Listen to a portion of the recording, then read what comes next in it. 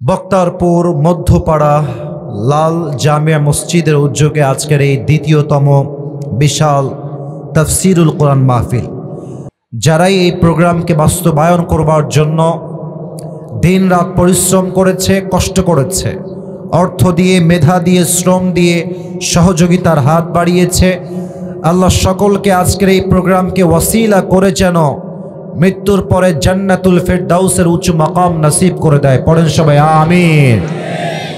আমার নওগাঁর ভাইরা, নওগাঁ আমার একটা ফেভারিট লিস্টে আছে।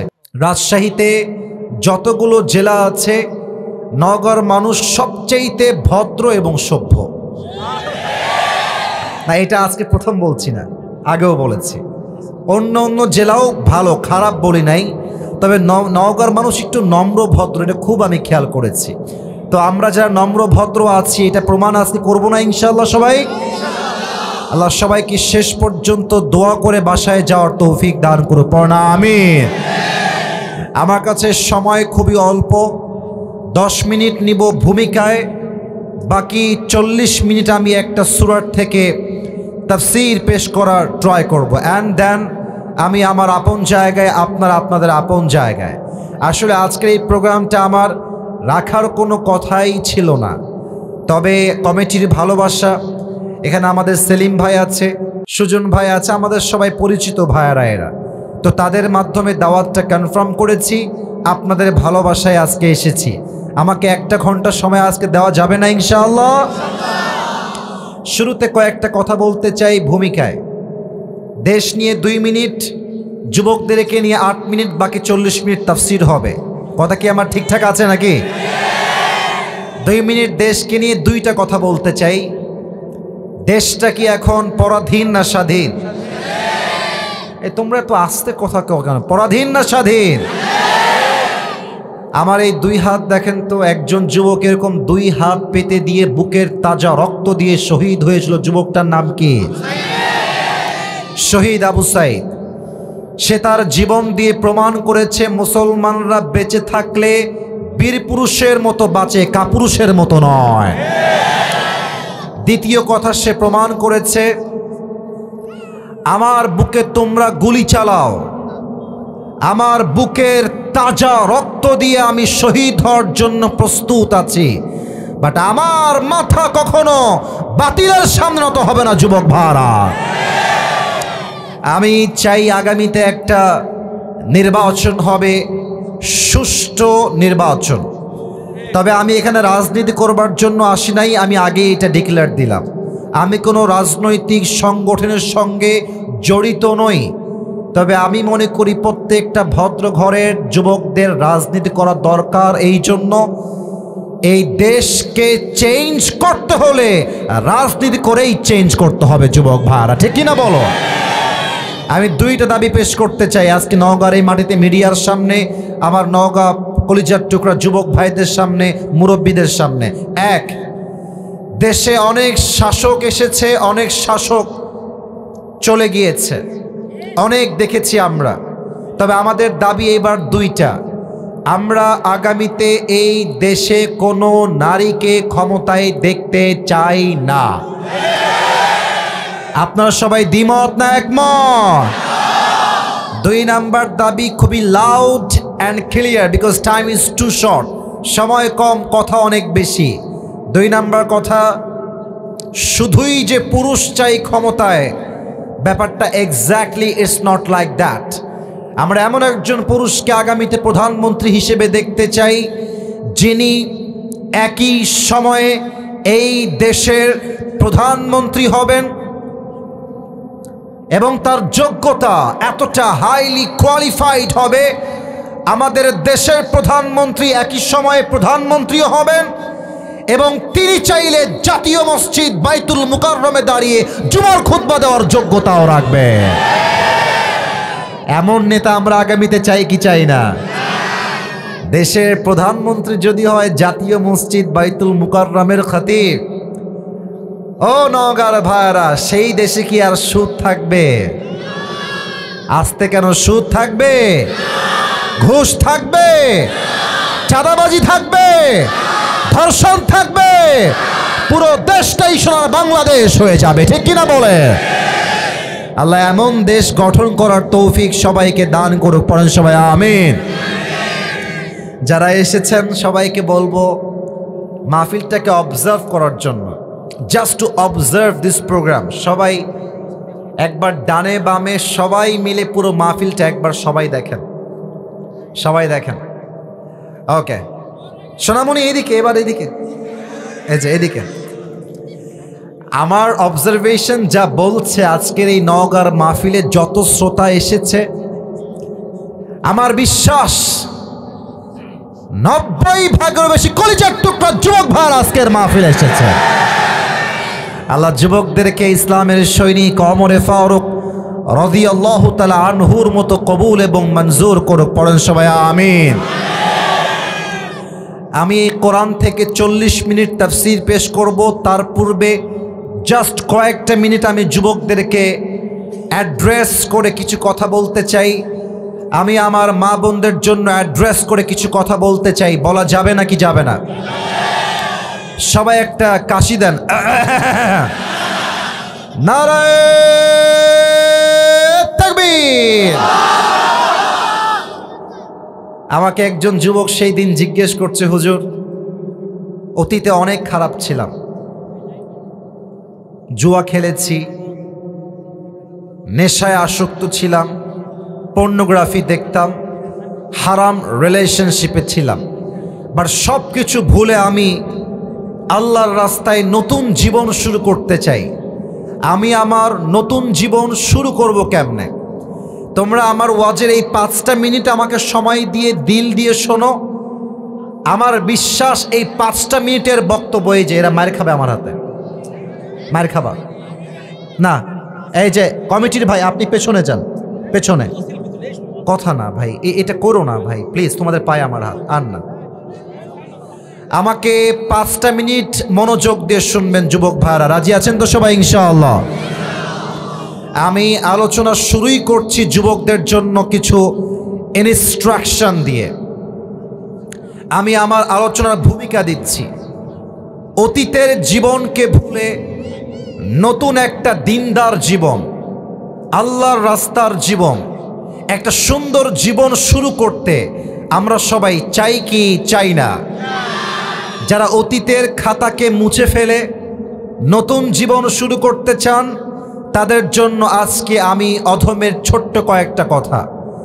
যদি আপনি আপনার অতীতকে ভুলে নতুন জীবন শুরু করতে চান, the first condition is you have to be repent to your Lord. প্রথম কাজ হচ্ছে অতীতে যত গুনাহ হয়ে গেছে আজকে আল্লাহকে বলবেন, আল্লাহ আমি আমার অতীতের সমস্ত গুনাহের জন্য অনুতপ্ত হলাম এবং তোমার কাছে ওয়াদা করলাম I will never ever repeat the same mistakes again in my life. আল্লাহ যা হয়ে গেছে হয়ে গেছে, এটা আমার পাস্ট ছিল, এটা আমার অতীত ছিল। আল্লাহ তোমাকে আমি ওয়াদা করলাম আমি আগামীতে এই অন্যায়গুলো আর কখনো করব না। আল্লাহ তুমি আমাকে মাফ করে দাও। আল্লাহ বলছে, বান্দা যখন তুই মাফ চাবি, তোর চোখের এক ফোঁটা পানি নাকের ডগায় আসার আগেই আমি আল্লাহ তোর জীবনের সব গুনাহ খাতা মাফ করে দিব।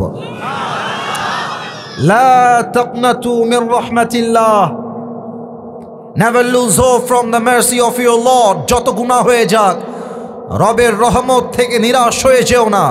ইন্নাল্লাহা ইয়াগফিরু যুনুবা জামিআ।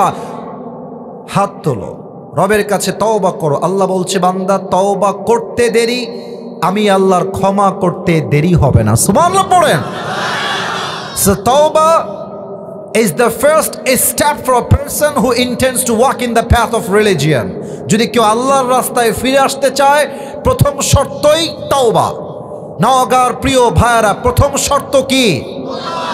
মাশাআল্লাহ, নওগাঁর মানুষ কথা বললে বাঘের মতো গর্জন দিয়ে এরা কথা বলে। বলেন সবাই, প্রথম শর্ত। ডানে সাউন্ড আছে, বামে কোনো সাউন্ড নাই। মুরব্বী সমস্যা নাই, মুরব্বীরাও এখানে সব যুবকের মতো বসে আছে, ঠিক কিনা বলে? প্রথম শর্ত কি? আর একবার বলেন সবাই, প্রথম শর্ত কি? তওবা। 2 নাম্বারটা একটু জটিল, একটু জটিল। যদি তুমি তোমার জীবনকে পরিবর্তন করে নতুন জীবন শুরু করতে চাও, চেঞ্জ ইওর ফ্রেন্ড সার্কেল, এটা চেঞ্জ করতে হবে। বন্ধু যেমন হয়, আমরা মাঝে মাঝে একটা কথা বলি, সঙ্গ দোষে লোহাও ভাসে। আপনার বন্ধু নামাজি হলে আপনি নামাজি হবেন, আপনার বন্ধু গাঞ্জাখোর হলে আপনিও গাঞ্জাখোর হবেন। হ্যাঁ, বন্ধু যেমন আমরা তেমন। আর মাথায় রাখবেন, আমার আসল বন্ধু সেই বন্ধু নয় যেই বন্ধু আমাকে সিনেমা দেখতে ডাকে। আমার আসল বন্ধু সেই বন্ধু নয় যেই বন্ধু আমাকে হারাম প্রেম করতে ডাকে। আমার আসল বন্ধু সেই বন্ধু নয় যেই বন্ধু আমাকে পার্কে মেয়ে দেখে মজা নেওয়ার জন্য ডাকে। আমার আসল বন্ধু হচ্ছে সেই বন্ধু যেই বন্ধু আমাকে নামাজের দিকে ডাকে। যুবক ভাইরা, আমার আসল বন্ধু সেই বন্ধু যে আমাকে হারাম প্রেমের দিকে নয়, বিয়ের দিকে আমাকে দাওয়াত দেয়। So please, if you want to change your life, first of all you have to change your friend circle. তবে হ্যাঁ, আমি তোমাদের একটা কথা বলে দিতে চাই যুবক ভাইরা, ইনশিওর করে তোমার বাপ মা ছাড়া আশেপাশে যত মানুষ দেখতে পাও সব স্বার্থপর, সব স্বার্থপর। বাপ মা ছাড়া সন্তানের কল্যাণ আর কেউ চায় না যুবক ভাইরা। তো সবাই চাইবে তুমি যেমন খ্যাত আছো খ্যাত থাকো, সবাই চাইবে তুমি যেমন মূর্খ আছো মূর্খই থাকো। আর তোমাকে নিয়ত করতে হবে, ये दिन दिन नहीं है, मुझे अपना दिन बदलना ही होगा। আমার দিন পরিবর্তন করতে হলে আমাকেই পরিবর্তন করতে হবে। আশেপাশের স্বার্থপর মানুষ আমার জীবন পরিবর্তন করতে পারবে না। তো যখন ফ্রেন্ড সার্কেল চেঞ্জ করবা, একটু দাড়ি রাখবা, টুপি পরবা, বলবে কিরে হুজুর, কিরে টিটকারি মারবে, বলবে কিরে ভালোই তো হুজুর হয়ে গেছিস আজকাল, 5 ওয়াক্ত নামাজ পড়ছিস, দাড়িও আছে, জঙ্গিবাদ হয়ে গেলে নাকি রে? বলবা হ্যাঁ আমি জঙ্গি হয়েছি, কয়েকজনকে মারবো আমি টার্গেট করেছি, তার মধ্যে তোর নামটা প্রথম লিস্টে আছে। আমার কলিজার টুকরা নওগাঁর ভাইরা, দুনিয়ার মানুষ হচ্ছে এমন যে আপনার 99টা ভালো কাজ দেখেও আপনার প্রশংসা করবে না, একটা খারাপ গুণ পাইলে বদনাম করে ভরায় ফেলবে। আর আল্লাহ হচ্ছেন সেই সত্তা, যেই সত্তা আপনার 99% ভুলগুলোকে মাফ করে দিয়ে একটা গুণের জন্য আপনাকে জান্নাতি বান্দা হিসেবে কবুল করে নেবেন। এজন্য নিজেকে পরিবর্তন করতে চাইলে নিজের বন্ধুত্বকে চেঞ্জ করো। বেদিন তোমার বন্ধু হবে না, যে 5 ওয়াক্ত নামাজি দিনদার সে হবে তোমার প্রকৃত বন্ধু। যুবক ভাইরা, ঠিক কিনা বলো? সর্বশেষ এটা বলে আমি আমার মূল তাফসীরে ফিরে যাব। আপনারা একটা নাম আমাকে বলবেন, আশা রাখছি আপনার নামটা জানেন, এটা অজানা কোনো নাম নয়। পাকিস্তানের একজন টপ ফেমাস ক্রিকেটার, যিনি আগে ছিলেন ক্রিকেটার, পরে হয়েছেন প্রধানমন্ত্রী, তার নাম কি বলতে পারবেন? Imran Khan, right answer. ওনার একটা কথা আমার কলিজায় লেগেছে, যেটা আমি 3 নাম্বার পয়েন্টে উল্লেখ করতে চাই। আগেই আমি বাংলায় বুঝাই দেই, তারপরে তার কথা আমি কোট করব। প্রিয় ভাইয়েরা, অতীত শুধুমাত্র শিক্ষার জন্য, বসবাসের জন্য না। মনে করেন আজকে শুক্রবার, আজকে একটা ভুল হয়ে গেছে, এটা অতীত। কালকে শনিবার শুরু হবে, আজকের শুক্রবার বসবাসের জন্য নয়, শনিবারে আমার শিক্ষা এইটা, শুক্রবারে যে ভুল আমি করেছি এটা আমি শনিবারে আর করব না। এবার ইমরান খান কি বলেছেন এটা আমি কোট করছি। উনি বলেন, अगर जिंदगी को समझना चाहते हो तो पीछे देखो, और अगर जिंदगी को जीना चाहते हो तो आगे देखो। माजी हमेशा सीखने के लिए होता है, जीने के लिए नहीं होता है, और प्रेजेंट हमेशा जीने के लिए होता है, और जो गलती पीछे हो गया उससे सीख के दोबारा जिंदगी को शुरू करने का नाम होता है प्रेजेंट। ठीक कि ना बोले? যা হয়ে গেছে হয়ে গেছে, ভুলে যাও। আগামীকাল সকাল থেকে আমার নতুন জীবন শুরু হবে। কোন মেয়ে ছ্যাঁকা দিয়ে ব্যাখ্যা করেছে ওই সময় বাপ। এখন শিক্ষা হবে, আগামীতে আমি আমার ক্যারিয়ারে এমন সফল হব, যেই মেয়ে আজকে আমাকে বিয়ের নামে ধোকা দিয়ে ছেড়ে চলে গেছে, ওর মতো কয়েক লাখ মেয়ে আমার পেছনে বিয়ের জন্য লাইন ধরে দাঁড়িয়ে যাবে।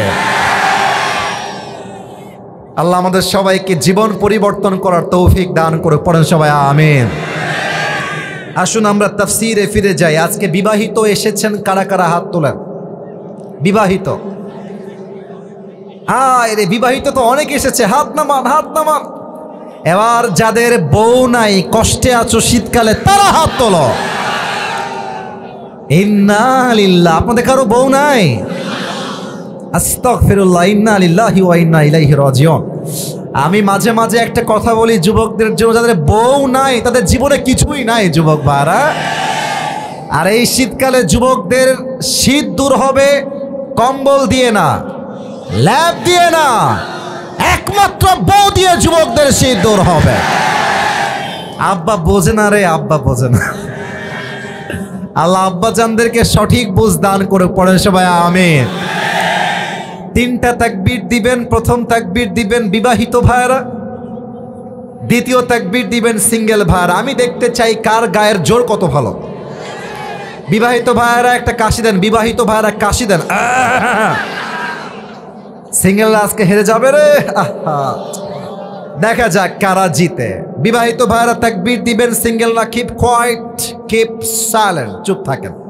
বিবাহিত ভাইরা তাকবীর দেন আমার সাথে, নারে তাকবীর। খুব সাউন্ড আছে মাশাআল্লাহ। এবার সিঙ্গেলদের পালা। সিঙ্গেলরা কাশি দাও। নারে তাকবীর। বিবাহিত ভাইরা আমাকে মাফ করে দিবেন।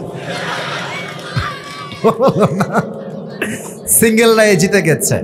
এবার সবাই মিলে শেষ তাকবীর দিবেন। এমন জোরে তাকবীর দিবেন যে আমি স্টেজ ভেঙে নিচে পড়ে যাব। কোনো ভাগাভাগি নাই, সবাই মিলে কাশি দেন। নারে তাকবীর। আল কোরআনের আলো, আল হাদিসের আলো, কোরআন হাদিস যেখানে, আলেম ওলামা যেখানে, নওগাঁবাসী যেখানে। এই ওয়াজ কালকে আপলোড হলে মানুষ বুঝবে নওগাঁর সন্তানরা বিড়ালের বাচ্চা নয়, সব সিংহের বাচ্চাগুলো আমার সামনে বসে আছে। আল্লাহ কবুল করুক। পড়েন সবাই আমিন। আজ আমি একটি ছোট্ট সূরার থেকে তাফসীর পেশ করব। সূরাটার নাম হচ্ছে সূরাতু আল আসর। আমার নওগাঁর প্রিয় ভাইরা, সূরাটার নাম কি বলেন সবাই? সূরাতু আল আসর। এটা কোরআনুল কারীমের 103 নম্বর সূরা। সবার থেকে শুনতে চাই 100 কয় নম্বর সূরা? মাশাআল্লাহ। এই সূরার রুকু সংখ্যা হচ্ছে জাস্ট একটা। বলেন সবাই কয়টা? এই সূরার আয়াত সংখ্যা হচ্ছে মোট 3টা। বলেন সবাই কয়টা? এটা কোরআনুল কারীমের 30 নম্বর পারায় অবস্থিত এবং প্রত্যেকটা সূরার 2টা চ্যাপ্টার থাকে। একটা হচ্ছে মাদানী চ্যাপ্টার আর একটা হচ্ছে মাক্কি চ্যাপ্টার। তো সূরাতু আল আসর এটা মাদানী সূরা নয়, এটা হচ্ছে মাক্কি সূরা। সুবহানাল্লাহ পড়বেন না আপনারা সবাই? This was the basic knowledge of this surah. এটা হচ্ছে সূরাতু আল আসরের একটা প্রাথমিক জ্ঞান দিলাম। আসুন আমরা সময়কে ওয়েস্ট না করে সময়টাকে কাজে লাগাবার ট্রাই করি তাফসীরের মাধ্যমে। সূরাতু আল আসর যদিও বা ছোট্ট একটা সূরা, মাত্র 2 লাইনের সূরা। আপনারা হয়তো একটা প্রবাদ বাক্য জানেন সবাই, আমি জাস্ট প্রথমটা বলছি, দ্বিতীয়টা আপনারাই বলবেন। আমরা মাঝে মাঝে বলি ছোট মরিচের, এটাই চাচ্ছিলাম, ছোট মরিচের। অনেক মুরব্বী বলবে হুজুর মাত্র 2 লাইনের সূরা আপনি তাফসীর করবেন। আব্বাজান, এটা হচ্ছে এমন একটা সূরা এই সূরার ব্যাখ্যা যদি কেউ পড়ে, এর তাফসীর কেউ যদি পড়ে, এর ইন্টারপ্রিটেশন বা এক্সপ্লেনেশন কেউ যদি স্টাডি করে, সেটা অনুভব করবে মনে হবে আল্লাহ তাআলা যেন একটা ছোট্ট একটা ঝিনুকের মধ্যে পুরো একটা আটলান্টিক মহাসাগর ঢুকিয়ে দিয়েছে। সুবহানাল্লাহ। এর ব্যাখ্যা এতটা হাই ভলিউম, এত বিশাল ব্যাখ্যা ছোট্ট একটা এই সূরা। আসুন আমরা সূরার তাফসীর শুরু করি। আল্লাহ তাআলা বলছেন ওয়াল আসর, আসর দ্বারা উদ্দেশ্য হচ্ছে তিনটা। আমি খুব বেশি ডান বাম করলাম না, সোজা ব্যাখ্যায় আসলাম। আল আসর দ্বারা উদ্দেশ্য মোট কয়টা? এক। আল্লাহ বলছেন by the passage of time, সময়ের কসম, ইতিহাসের কসম। আচ্ছা, আমরা যখন কোনো বিষয়ে কসম কাটি, আল্লাহর কসম আমি তোমারে ছাড়বো না, আর সেও তারে ছাইড়া দেয় টাকলাকে বিয়ে করে। আজকালকার মানুষ কসম দিয়েও মিথ্যা বলতে সময় নেয় না, যুবক ভাইরা, ঠিক কিনা বলেন? এবার বলেন তো, আমরা যখন কসম কাটি কার নামে কাটি? ডানে আসলেই সব স্ট্রং।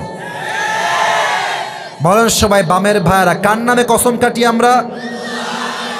আল্লাহর নামে আমরা কসম করি, কিন্তু আল্লাহ এবার নিজেই কসম করছেন। তার মানে আমরা আল্লাহর নামে কসম করে এটা বুঝাই দেই যে আমি কিন্তু এই কথা মিথ্যা বলবো না, আমি কিন্তু সত্য বলছি। কসম কার?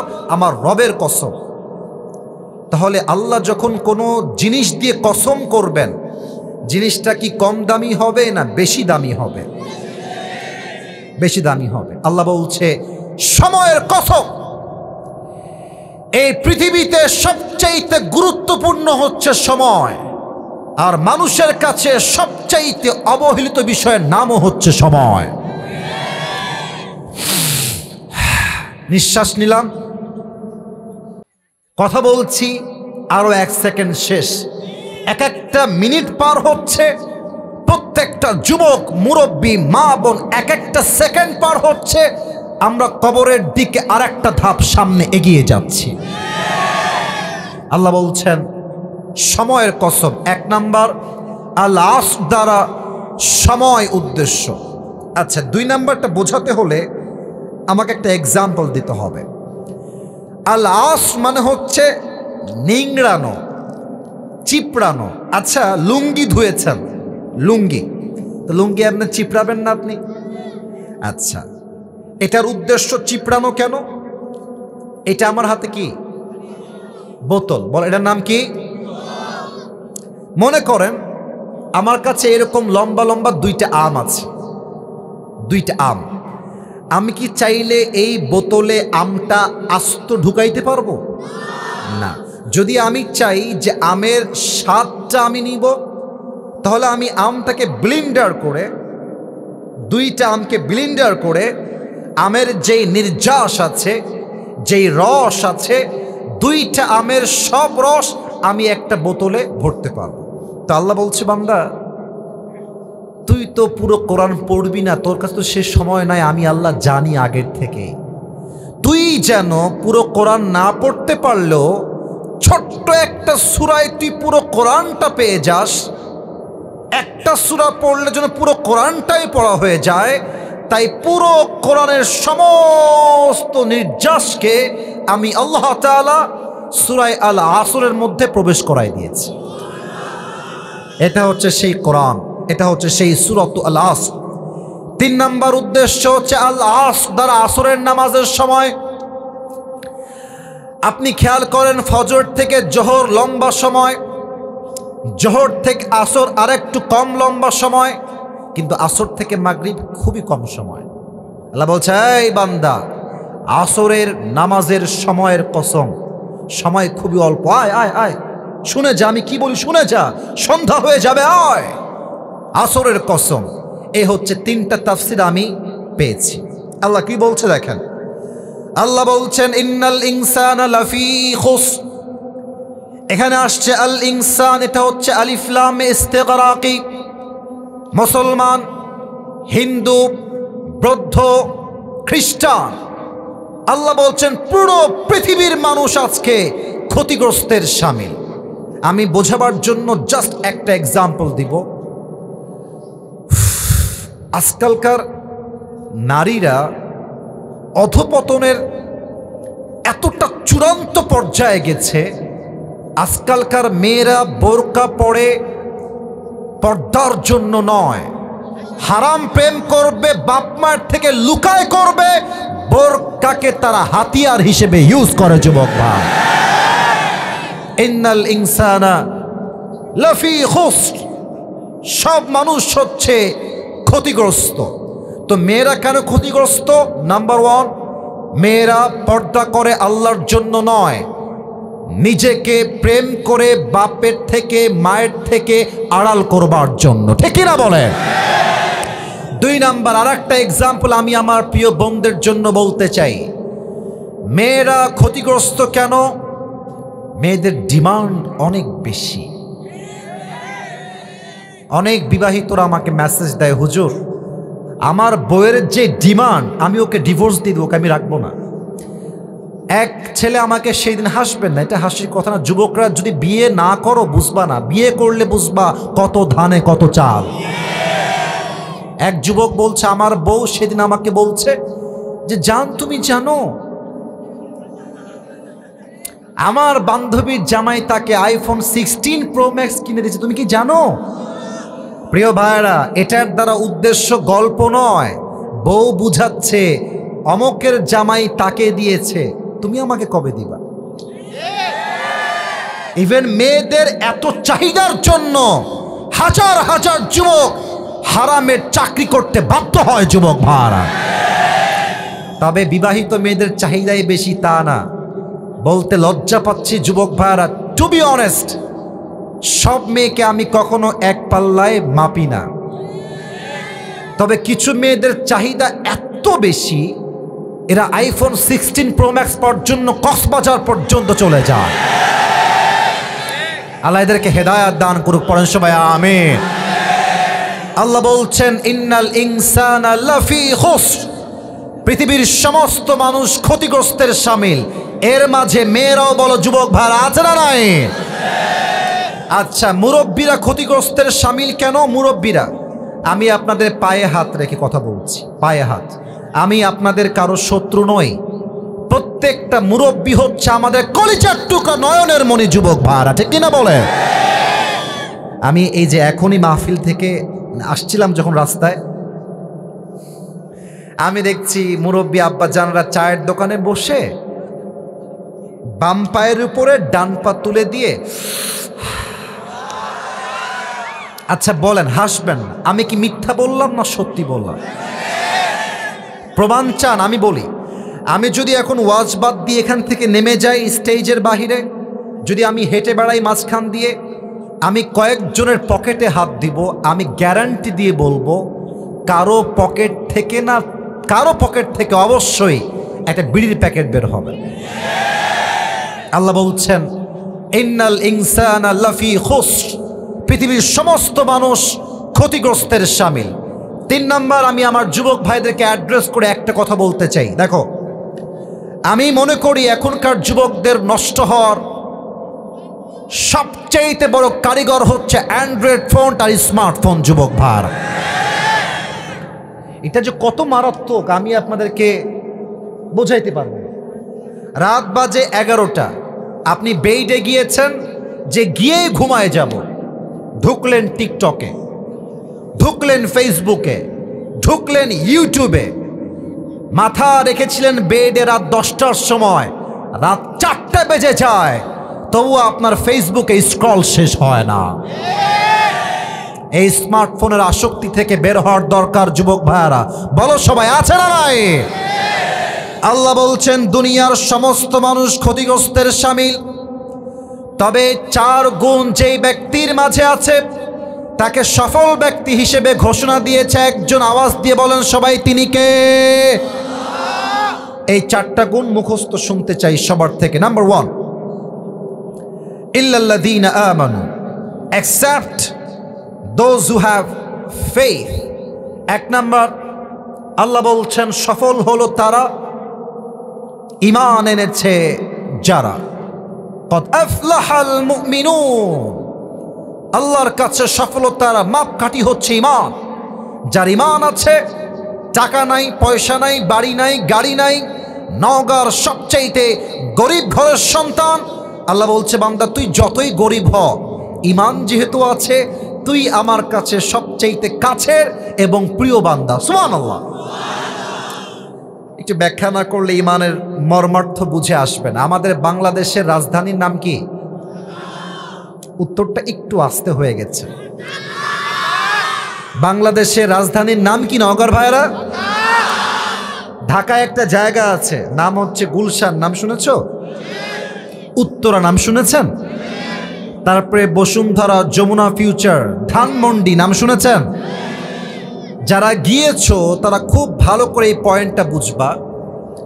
ঢাকার গুলশানে আমি যখন দাঁড়াই, কোনো কাজে যখন যাই, আমার খুব স্পষ্ট অলওয়েজ আমার মনে পড়ে যে ঢাকার গুলশানে আপনি জাস্ট 10 মিনিট দাঁড়াবেন ঢাকার গুলশানে কোনো একটা মোড়ে, 1 মিনিট পর পর দেখবেন BMW যাচ্ছে, মার্সিডিজ যাচ্ছে, রেঞ্জ রোভার যাচ্ছে, অডি যাচ্ছে, দামি দামি গাড়ির কোনো অভাব নাই। এখন আপনি বলতে পারেন হুজুর আমি তো আল্লাহর প্রতি ঈমান এনেছি, তো আমার কাছে তো সাইকেলটাও নাই, আর ও তো সুদ খায়, ওর কাছে BMW আসলো কেমন করে, রোলস রয়েলস আসলো কেমন করে? তাদের জন্য ছোট্ট একটা ব্যাখ্যা দিতে চাই। এক ছেলের 2টা পশু আছে, এক হচ্ছে ছাগল আর এক হচ্ছে গাধা। তো একদিন ছাগল গাধাকে ডাক দিয়ে বলছে, গাধা, রাজশাহীর ভাষা, আবে শালা তুই আসলেই একটা গাধা বে। গাধাকে বলছে কি, তুই শালা আসলেই একটা গাধা। তো গাধা বলছে, বন্ধু আমি তো গাধাই, সবাই জানে, আমাকে তুমি আবার গাধা বলে গালি দাও কেন? তো ছাগল বলছে, বেটা তুই দেখিস না যে মালিক আমাকে কত ভালোবাসে, বিস্কুট দেয়, পাউরুটি দেয়, খ্যার দেয়, ভুসি দেয়, আর তোরে পাইলে খালি থাপ্পড় দেয়। তো গাধা বলছে, বন্ধু কথা তুমি ঠিকই বলেছ, মালিক তোমারে বড্ড ভালোবাসে। তো বন্ধু তুমি কি খেয়াল করেছো মালিক কি তোমাকে আগের থেকেই ভালোবাসতো না ইদানিং ভালোবাসে? ছাগল বলছে, বন্ধু তাই তো, মালিক তো আমাকে আগে ভালোবাসতো না, ইদানিং খুব বেশি ভালোবাসে। গাধা বলছে, বন্ধু একবার উপরের দিকে তাকাও, আকাশ দেখো। বলছে কি হয়েছে বলো? বলছে আকাশের দিকে তাকায় দেখো, সামনে কুরবানির চাঁদ উঠেছে, কয়েকদিন পরে তোমার জবাই হবে, তাই তোমাকে জনমের খাওয়া খাওয়াচ্ছে, খেয়ে নাও, সময় কিন্তু বেশি দিন আর বাকি নাই। যদিও বা আমার যত্ন কম, হয়তো আমি শাকসবজি কোনো মতো খেয়ে বেঁচে আছি, বাট আমার সময় সামনে এটা নয়, আমার সময় যেমন আছে চলবে, বাট তোমার সময় কিন্তু বন্ধু বেশি দিন বাকি নাই। অতএব সুদ খায়, ঘুষ খায়, টাকার মালিক, বাড়ির মালিক, ফ্ল্যাটের মালিক, ইমানদার বান্দার হতাশ হওয়ার কিছু নাই। ইমানদারের গন্তব্য দুনিয়া শেষ হবে, জান্নাতে গিয়ে সে পৌঁছে যাবে। আর সুদখোর ঘুষখোর দুনিয়াতে অনেক কিছু পাবে, বাট দুনিয়ার জীবন শেষ হলে তার জন্য জাহান্নামের ফয়সালা হয়ে যাবে, ঠিক কিনা বলেন?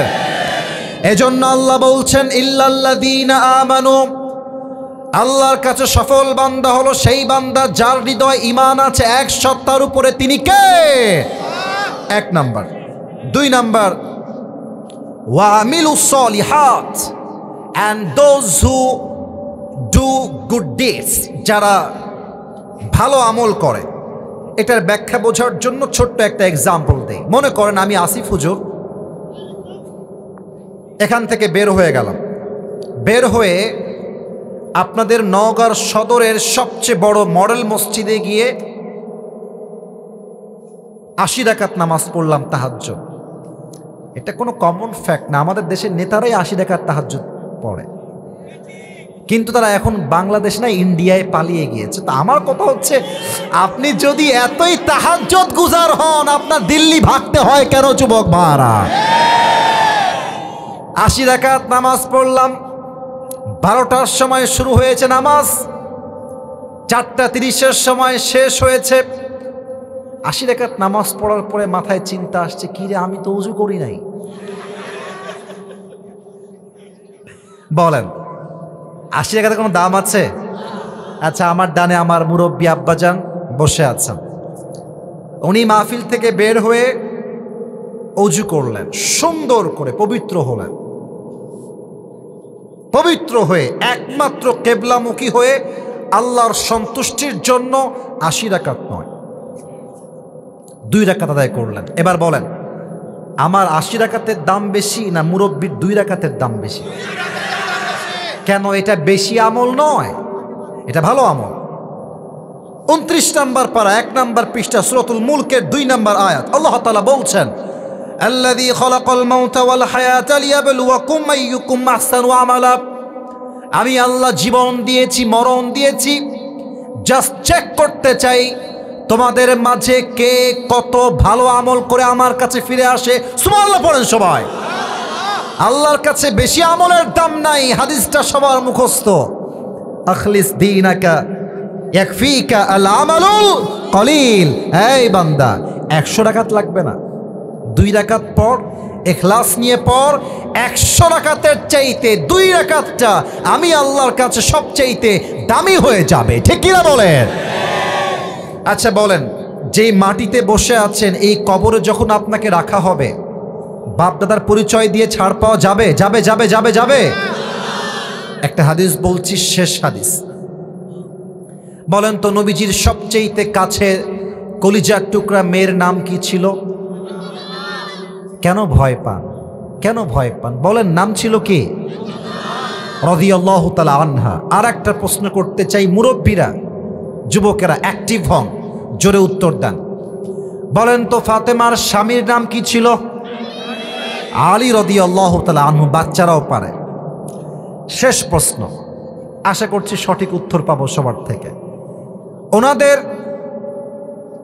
সংসার থেকে জাস্ট 2টা সন্তান দুনিয়াতে আগমন করেছিল।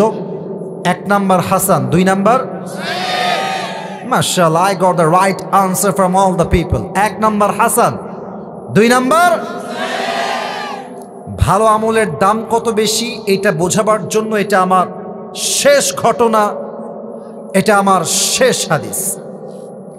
ফাতেমা রাদিয়াল্লাহু তাআলা আনহা একদিন বসে বসে রুটি বানাচ্ছেন। রুটি বানানোর জন্য দেখবেন আটা ছেনতে হয়, আটা। তো উনি বসে বসে আটা ছেনছেন, আলী ঘরে প্রবেশ করেছে। তো আলী খুব খেয়াল করে দেখছে ফাতেমা রুটি বানাবে, আটা ছেঁকছে। দেখছে ফাতেমার 2 চোখ দিয়ে অঝরে পানি ঝরছে, 2 চোখ দিয়ে পানি পড়ছে। তো স্বামী তো স্বামী হয়, স্বামী বইয়ের সব সহ্য করতে পারে, বাট বইয়ের 2 চোখের পানি সহ্য করতে পারে না। ঠিক কিনা বলেন যুবক ভাই? তো আলী দৌড় দিয়ে আসছে ফাতেমার কাছে, বলছে, ফাতেমা, তোমার চোখের কোঠায় পানি কেন? Why you are crying? তুমি কাঁদছো কেন ফাতেমা? ফাতেমা বলছে, কিছু নাই, এমনি সমস্যা না, আপনি আপনার কাজ করেন। অ্যাভয়েড করছে। আলী বলছে, না না, আমাকে বলো, আমি তোমার স্বামী, তোমার সুখের সময়েরও সাথী আমি, দুঃখের সময়ের সাথীও আমি। ঠিক কিনা বলে? বলো তোমার কি হয়েছে? ফাতেমা বলছে, আলী, আজ যখন তাহাজ্জুদের নামাজের সময় ঘুমিয়েছিলাম, আমি আমার ঘুমের মধ্যে স্বপ্নে দেখলাম অন্ধকার রাত, বিশাল লম্বা একটা মাঠ, আমার আব্বাজান মাঠের মধ্যে দাঁড়িয়ে অন্ধকারে কি যেন হাত দিয়ে এমনে এমনে খুঁজতেছেন।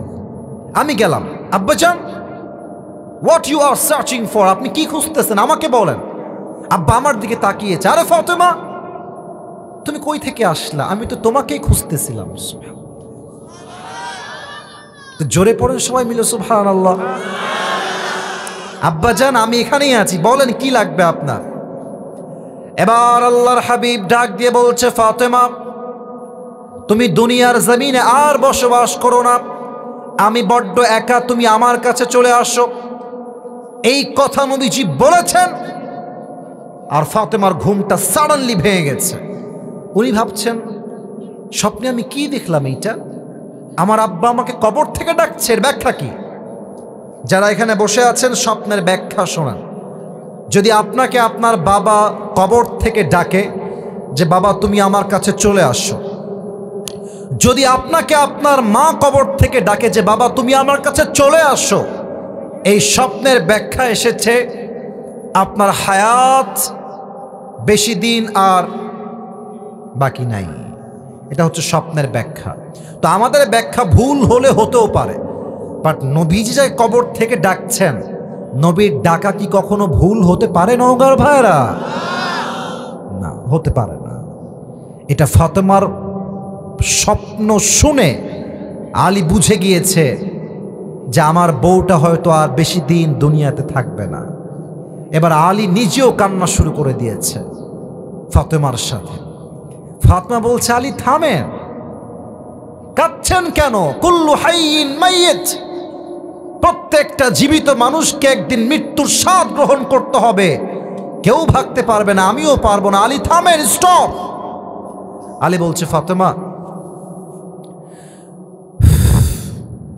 কয়েকদিন আগে আমার কলিজার টুকরার প্রিয় নবী বিদায় নিয়ে চলে গেছে, ওই আঘাতটাই তো আমি সহ্য করতে এখনো পারি নাই। সে আঘাতের যন্ত্রণা এখন আমার বুকে অটল আছে। এর মাঝে যদি আমার কলিজার টুকরা একমাত্র বউ ফাতেমার বিদায় হয়ে যায়, আমি কাকে নিয়ে বাঁচবো? ফাতেমা, আমার তো কেউ থাকবে না দুনিয়াতে বেঁচে থাকার মতো। ফাতেমা বলছিল থামেন, স্থির হন, টেনশন করবেন না। তবে আমি আপনাকে আমার মৃত্যুর পূর্বে 3টা ওসিয়ত করে যেতে চাই। নওগাঁর ভাইরা, লুক অ্যাট মাই 3 ফিঙ্গার্স, 3 আঙ্গুল দেখেন। বলেন সবাই কয়টা ওসিয়ত? নওগাঁর সাউন্ড তো এরকম হয় না। বলেন সবাই কয়টা? 1 নাম্বার ওসিয়ত, আলী মন দিয়ে শুনবা। আমি ফাতেমা তোমার একমাত্র বউ, হাসান এবং হোসাইনের মা, নবীজির একমাত্র কলিজার টুকরা মেয়ে ফাতেমা হলাম আমি হয়তো তোমার বউ হিসেবে তোমাকে অনেক আঘাত করেছি, অনেক কষ্ট দিয়ে ফেলেছি, তুমি আমাকে মাফ করে দিও, মরে যাব তো, মাফ করে দিও। আলী বলছে কেমনে মাফ করব? কিসের মাফ? আরে আমার বউ আজীবন আমার খেদমত করেছে, আমার বউয়ের চুল পরিমাণ কোনো ভুল হয় না। আমি স্বামী হিসেবে সাক্ষ্য দিচ্ছি, আমার বউয়ের মতো চরিত্রবান বউ আর কেউ হতে পারে না। ঠিক কিনা বলে? যাও, তোমাকে মাফ করে দিলাম, কোনো ভুল নাই যদিও বা, সব মাফ। 2 নাম্বারটা বলো। এটা একটু মজার ছলে বলতে চাই। ফাতেমা বলছে আলী আমি মরে গেলে তোমার যেখানে মন চায় করবা বিয়ে, সমস্যা নেই, তবে শর্ত আছে একটা, আমার হাসান আর হোসাইনের যেন কোনো কষ্ট না হয়। আর আমাদের যুগের এই মেয়েরা যারা আছে, মরার সময় যখন বেঁচে থাকে স্বামীকে বলে এই এদিকে আসো। স্বামী বেচারা মাসুম, নিষ্পাপ, কিছুই বোঝে না, কি হয়েছে বলো, বলে এই তোমার ডান হাত আমার মাথায় রাখো। রাখলাম, বলো কি বলবো? বলছে আমার মাথার কসম খেয়ে বলো তুমি জীবনেও দ্বিতীয় বিয়ে করবা না। তো এক স্বামী বড্ড চালাক, বউ বলছে স্বামী আমি যদি মরে যাই তুমি কোনোদিন দ্বিতীয় বিয়ে করবা না তো?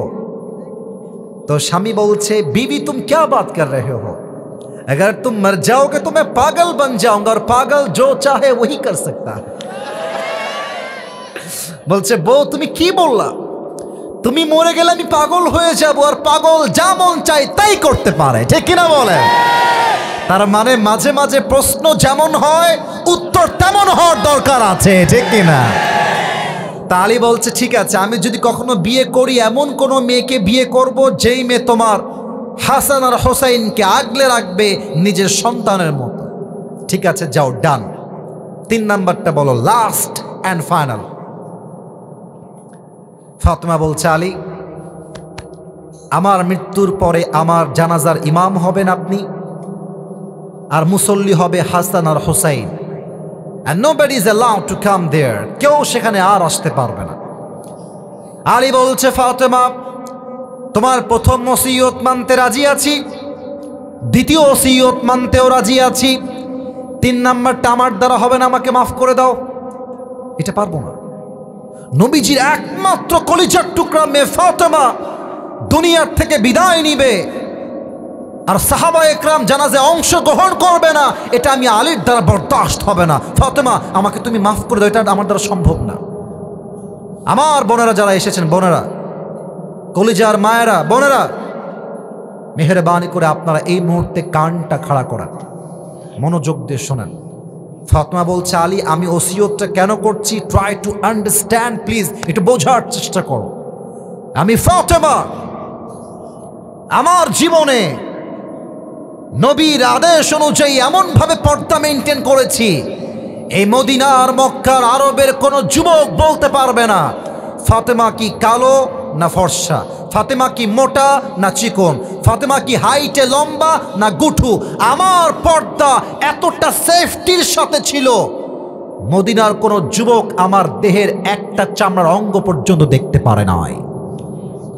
তুমি যদি আমাকে জানাজার সময় সবাইকে নিয়ে আসো, মানুষ বুঝে ফেলবে আমি হয়তো চিকন ছিলাম, আমি হয়তো মোটা ছিলাম, আমি হয়তো লম্বা ছিলাম, আমার পর্দার মান নষ্ট হয়ে যাবে গো।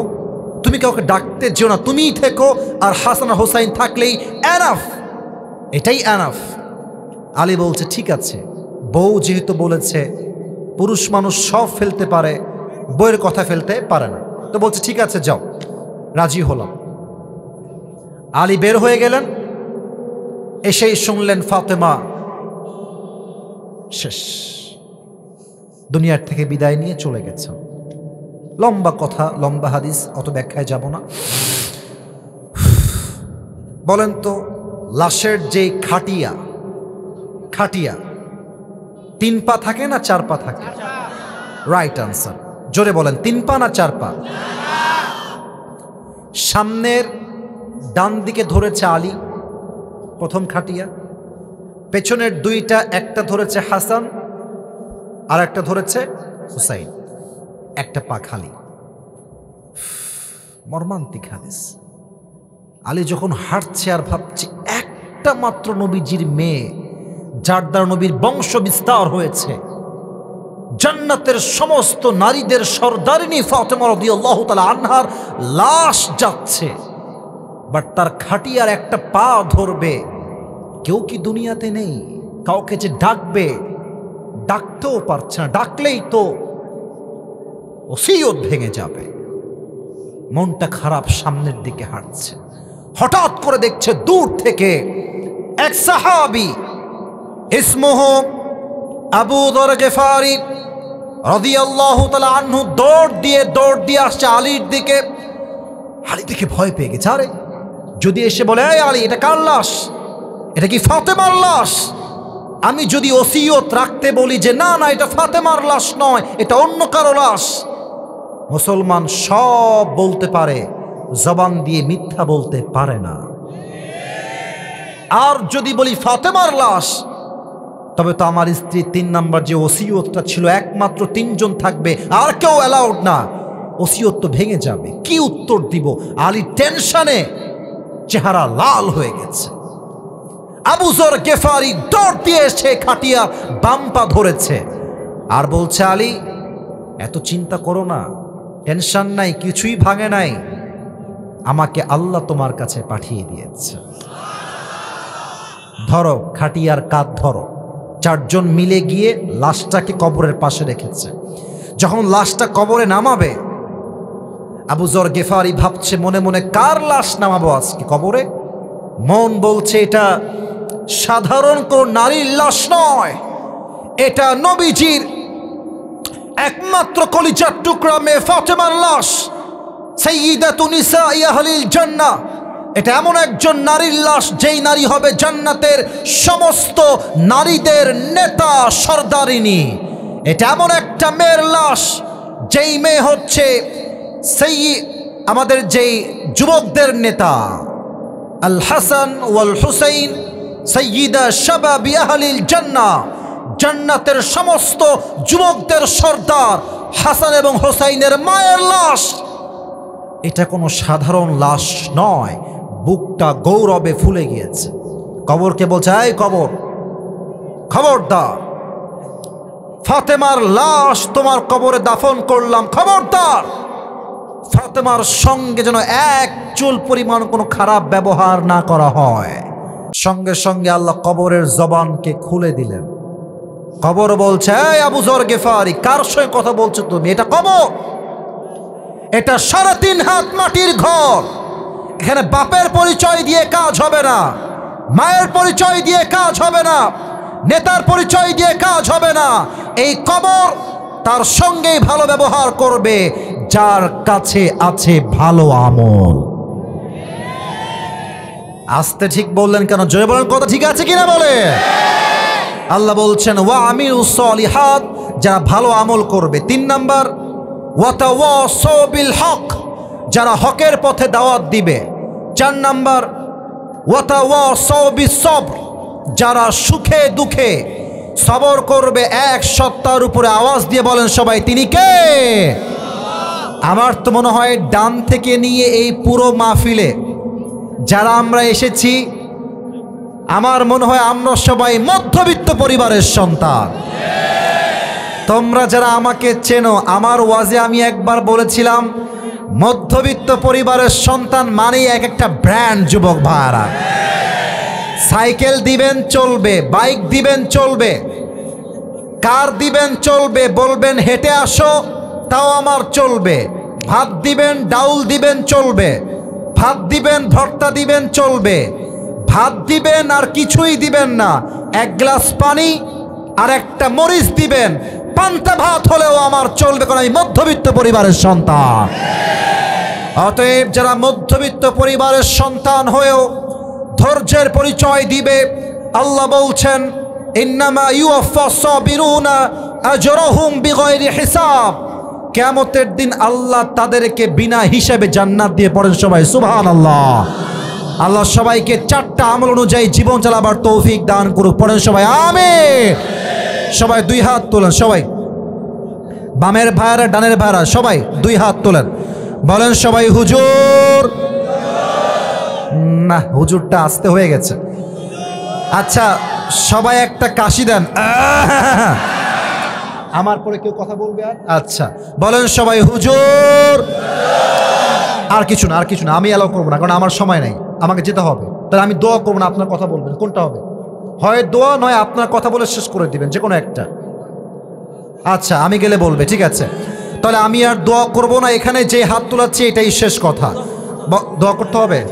আচ্ছা বলেন সবাই হুজুর। আমরা দোয়ার সময় কোনো রকম সেলফির জন্য বিশৃঙ্খলা করব না। বলেন সবাই হাত তুলে জোরে সোরে ইনশাআল্লাহ। আমি দোয়ার সময় কেউ সামনে আসবা না, যখন নেমে যাব তখন আসবা, হাত মিলাবা, সুযোগ থাকলে সেলফিও তুলবা, বাট মেহেরবানি করে। দোয়া হবে জাস্ট 2 মিনিট। কেউ ডান বাম, এই যে সোনামণি, এই যে বসো।